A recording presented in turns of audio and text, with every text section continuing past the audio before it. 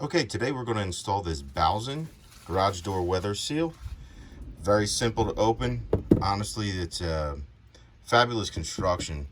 I put one in. I have two garage doors. This is the second one. Super easy installation. The product itself is super durable. It's a heavy duty rubber construction, so it's going to last you a while.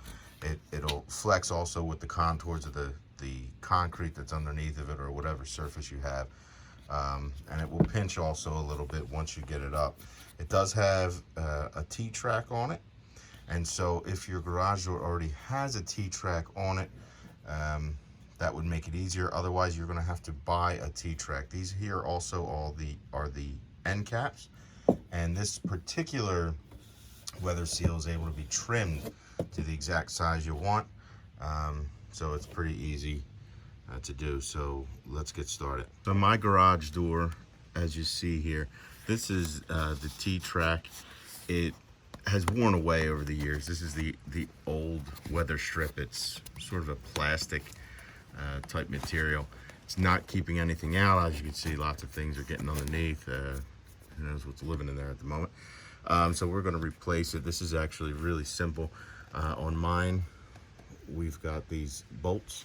There's 1, 2, 3, 4, 5. So we've got 5 bolts to remove. I'm going to take them off, and then it's very simple. You're going to slide the old one right out. It's going to slide out of there. And then you're going to do a good job at just cleaning up both the inside of the track. You're going to want to clean up the door on the bottom and on the inside before you put it back. So I'm going to take that off, and as I said, I've got 5 of these. Mine happen to be 7/16, and so I'm just going to use a ratchet and remove those.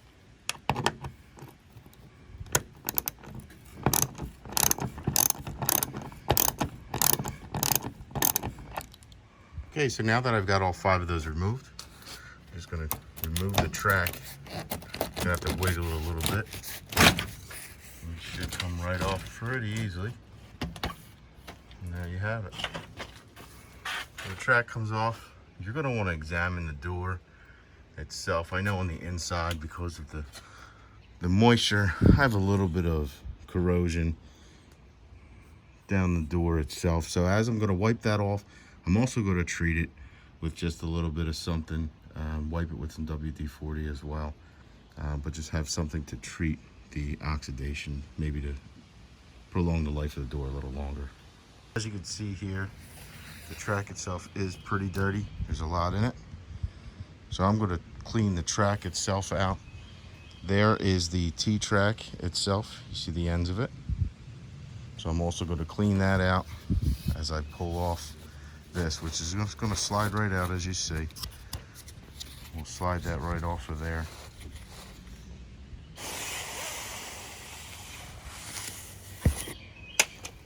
Any old cleaner will do, so I'm just using this crud cutter here. I'm just going to spray it out on the door, and then I'm just going to, like I said, wipe it down really well, make sure it's clean. My track is completely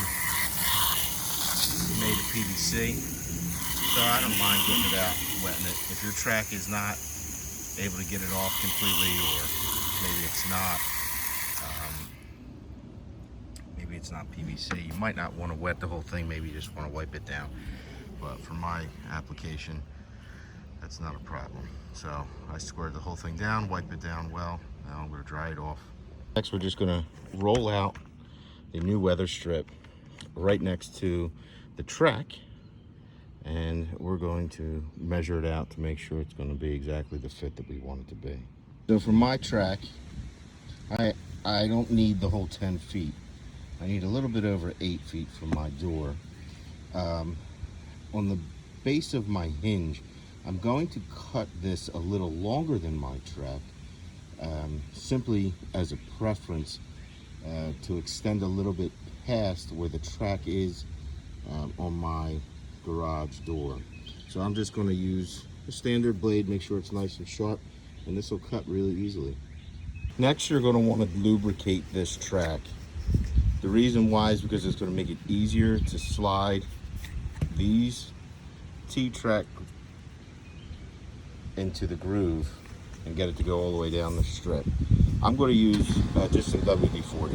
This particular part of the video, the installation here, you want to take these two T-tracks and slide them into there. It's particularly easier if you have two people.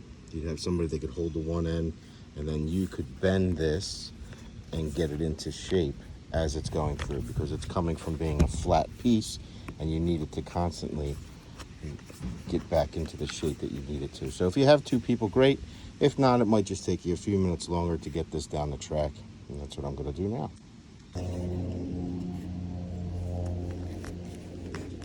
When you're by yourself and you're trying to get it to go on the track, when you get about 3/4 of the way, it's going to start getting a little more difficult. The Bowsen box says you could put a little bit of soap on there to lube. Like I said, I used just some WD-40, but it would be best served for you to grab just a small section like this, and then just feed small portions. So a few inches, so you can hold your track with one hand and feed it with the other. Also, in addition, if you need to, make sure that the portion that's furthest away from you, the track, if you have something to lean it on as you slide the Weatherstrip, that would be helpful. And there you have it. The Weatherstrip is now installed on the track all the way down. It'll have a good heavy weight to it now. And on the ends here, you can see I trimmed mine a little bit longer than the track, like I stated earlier. My track's also got a neck in it, but that's not going to stop the performance. You're going to take the corks that it came with and stick those two corks in each end and place them in firmly.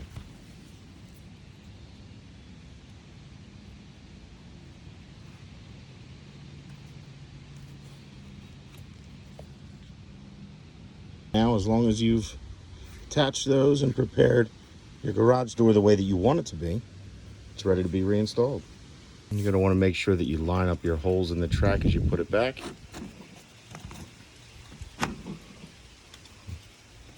And there you have it.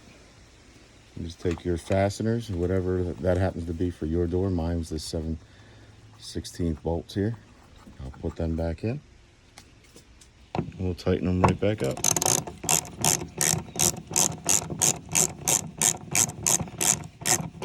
And there you have it. And just so you could see here, this is why I cut my Weatherstrip a little bit longer, because my track is a little shorter than the door.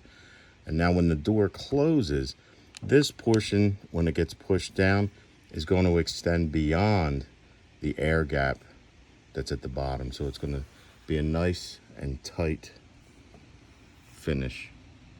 Now, if you're not so OCD as I am and you want everything cleaned up and wiped and all that, this is really like a 10-minute installation. You don't have to do all the cleaning up. You can simply unbox it, put it on the new T-track, and you're good to go.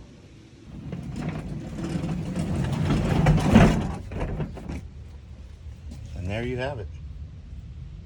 Nice, flush,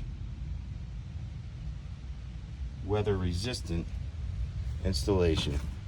This was the Bowsen garage door weather seal.